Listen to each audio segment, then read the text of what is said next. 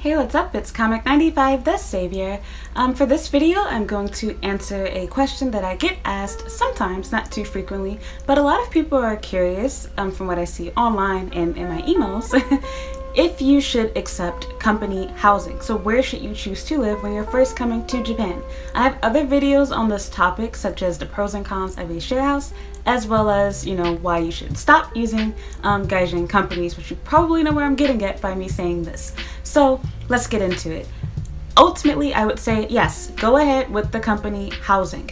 However, do have caution. So the reason why I would recommend that you do use company housing is because it's fast and easy. You will have a lot of hurdles to overcome and things that are going to be required in order to get a normal Japanese apartment when you first come to Japan. So I'm going to let you know what those things are right now, actually. So if you decide to not live at a share house, but instead to get a Japanese apartment, you are normally going to need to have a Japanese bank account, a Japanese phone number, a personal stamp that has your name or whatever name you want to go by on it. This has to be either personally made for you or it can actually be bought at a dollar store, but that's a whole nother story. What else do you need? You will have to have a large amount of money up front, obviously, in order to pay, for your fire insurance, your house insurance, key money, a deposit fee, first month's rent, past month's rent. There's a whole lot of different stuff. You'll need a guarantor. You will need a contract that proves that you make enough money in order to actually support yourself for this place. And sometimes you'll actually require, you also need to have an emergency contact. So a Japanese emergency contact. You might need two. So there's a lot of stuff that you need. And if that's not enough, it's a catch-22. You need to have a previous Japanese address. Before I forget, you will also need to have professional photos taken. So not really professional, but like a headshot, which you can get done at a photo booth here in Japan that they have that are specially designed for this. But going back into the catch-22. So you have to have a previous address in order to get a new address. So your residence card that you have needs to have an address on it, and you need to be able to collect mail, usually from that address, in order to actually get your new apartment. This is very complicated, tricky, etc. You will also have to have this similar thing dealing with immigration to update your visa, but that's all a whole nother story. But generally, you need to have a previous address in order to handle these types of affairs, in order to move into a new place, because they're going to send your key generally to whatever previous address that you had. It's really weird. There's a lot to go into this. You can do research on your own. I might link some things down in the description, but I want to get straight into it. So because you need all of this stuff, this is why I would recommend going with the company housing. Also, since you probably don't have friends here, you don't have a partner more than likely, you will probably not be able to easily find an emergency contact. So it might be best for you to initially start off with staying at a house that is provided by your company. Normally your company housing is also fairly close to your job. It's easy to commute there, and you don't have to worry about whether the place allows foreigners or not, because they're going to handle all of that for you. It's normally a property that they either own and it's in their name, or they are renting through some third party, etc., and renting and subleasing it out to you.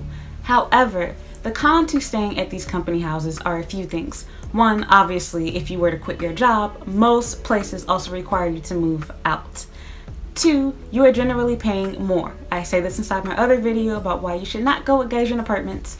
You are normally going to pay anywhere from $100 to $300 more to rent an apartment through your company versus if you were to get a place yourself. These places are also generally older, thus you might have to deal with bug problems. There might be some things that are a little damaged, broken, etc. And just overall, not as attractive to look at.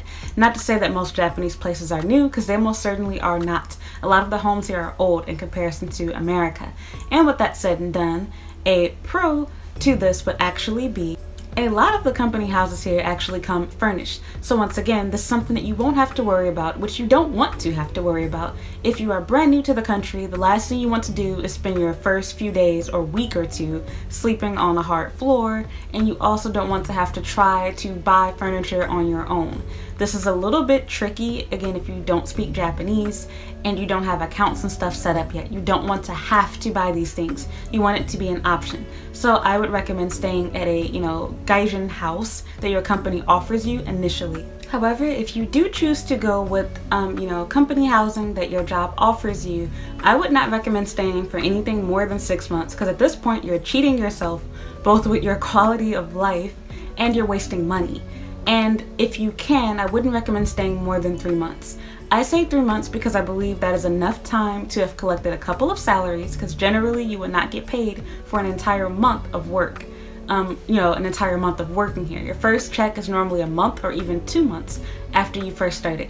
So I would wait until I've had at least 3 paydays if possible, but no less than 2 before moving.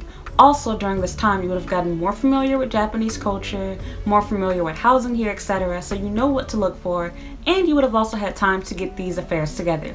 You probably have made some Japanese friends that you can use as an emergency contact. You should have a bank account in Japan, and you should have a Japanese phone number by this point. Do keep in mind that there's ways to go around the requirements. Of course, you can also get, a home through a gaijin company. So there's companies that specifically work for and with foreigners, and of course share houses as well, which are also gaijin companies as well, that you can get housing from that can be cheaper than the housing that your job who's sponsoring your visa is offering you. So that is also another alternative. Not all share houses are just dormitories, and mind you, dormitories are not limited to college students. People who are just touring Japan can rent from a dormitory. People who work in Japan can. I personally lived with people that were doing both while I stayed at 2 different dormitories. So do not feel like you're too old or you can't do it, whatever. You can get a private room at a share house. You can get an entire apartment at a share house. Do keep in mind that Japanese places are really small, even apartments are. Even family apartments are very tiny in comparison to places like America. So you're gonna have to change your standards for what's considered big and small. Personally, if you can deal with it for a little while, I always recommend going to a share house first, because as I've said in other videos, it's nice to be around other foreigners who can help you get, everything settled, as far as getting your, train pass and learning how to maneuver Japan, because they can give you, things that they have that they're, giving away as they leave. They can give you advice on their personal experiences around that neighborhood, etc. Really nice things that your job is not going to have for you. Yes, your company will generally do a few things for you. They might even give you a little tour, but it's not the same as if you have, another foreigner doing these things for you.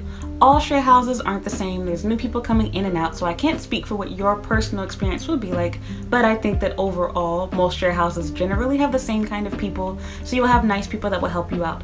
Again, I don't recommend staying at a share house either long term, but for the short term, you'll feel at home, you'll have people to talk to, you won't be inside of a lonely old apartment like at your company. So that is that. I'll make another video to avoid going over time with this, going on ways that you can go around this in order to get an apartment if you're brand new to Japan and you don't have all of these things yet.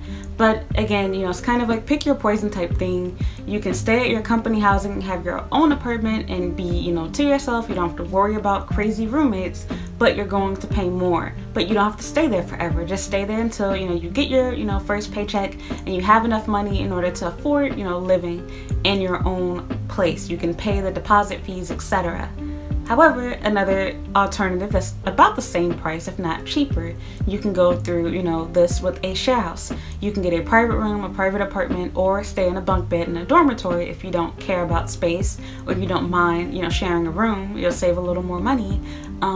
Those are both options for you.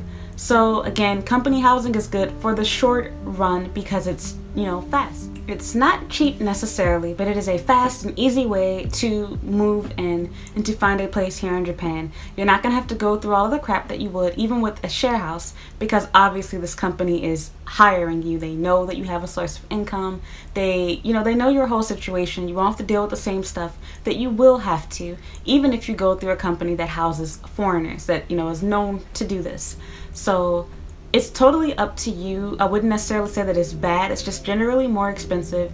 And I don't know whether you like this or not, but normally company housing is fairly close to your job. I see this as kind of being a bad thing. I don't like the fact that my job knows, I know they know where you live, but you know what I mean? I just feel like I don't want to be super close to my job. I don't want to be really far away either. But again, if you're new to Japan and you don't want to have roommates, then definitely go with the company housing. Just make sure that you don't stay there forever. Leave as soon as you get enough money together to do so.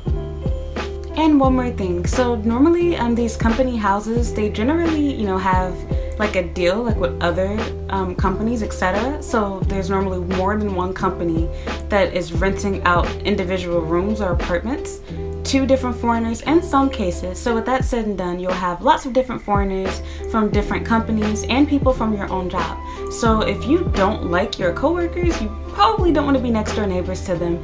And not just that, just being real, foreigners don't really have a good rep here in Japan, especially when it comes to housing. So your neighbors are probably gonna also hate you. And yeah, I personally wouldn't want to live in a place that is known notoriously to rent to foreigners openly, especially if it is, you know, like, it's basically like a project is what it seems like here in Japan. And so again, you have to think about it. Future employees at your company are probably going to live in that house too, and your current coworkers. So if you hate these people, they're going to be living right next door to you. So I'm all done. That's that. To recap this video, basically in a nutshell, yes, I would recommend that you rent from a, you know, apartment that your company is offering, but only short term. The reasons why I say that you should is you can quickly move in, you'll have your own place fast. This is hard to do even if you go through a company that has English speaking staff, etc., because normally you need to have a whole lot of information, a previous apartment, contracts, all kind of stuff that you probably don't have, as well as accounts in your name. You will need none of this in order to get a, you know, apartment through your own company. Also, you would generally have furniture and everything like that provided for you.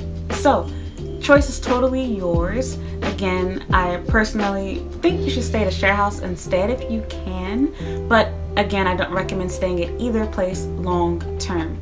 Is it horrible? No. Is it the greatest thing ever? Absolutely not. You have to experience things for yourself. Go ahead, go for it. Good luck. I hope this helped to answer you guys' question.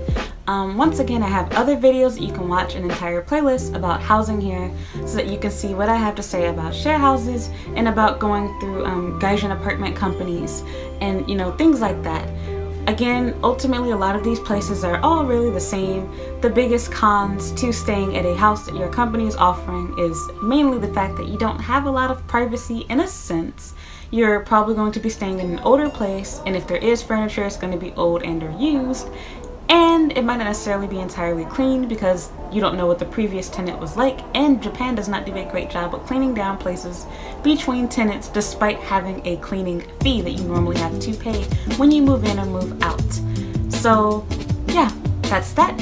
Thank you so much for watching. If you have any questions, please send me an email, leave a comment down below. Other than that, I'd really appreciate it if you would like, comment, and subscribe. So yeah, please watch another video, and thank you for watching. Bye!